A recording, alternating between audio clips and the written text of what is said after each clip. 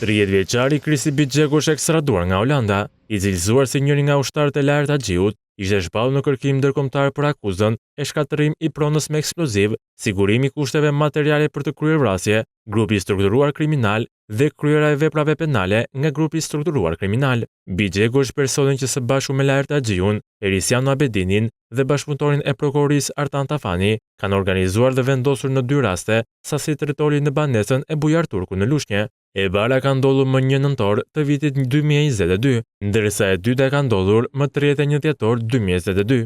Në pronën e Turkut ka pasur edhe një shpërthim të tretë më 24 dhjetor 2023, por ende nuk është zbuluar emri i personit që ka vendosur sasinë e eksplozivit. Në 2 rastet e para autori vendosjes së tritolit në këtë banesë është i pandeuris pak Artan Tafani, i arrestuari në Greqi Lart Xhiu, Krisi Bixheku dhe Erisiano Abedini alias Zano, urdhëri i dhënë për shkak të prishjes së pazareve të drogës me nipin e Bujar Turkut, i cili kishte një borxh prej 30.000 eurosh. Ngjarjen e ka rrëfyer bashkëpunëtori i drejtësisë Artan Tafani.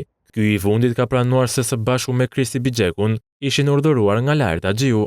Sipas Tafanit, vetë Bujar Turku ka hyrë në komunikim me Lart Xhiun se do i jepnin shumë në fjalë, por një gjë e tillë nuk ndodhi. Sipas dëshmive në të 2 rastet, Krisi Bixheku ka shërbyer si shofer që ka marrë nga veti ngjarjes Tafanin duke e çuar në drejtim të Tiranës.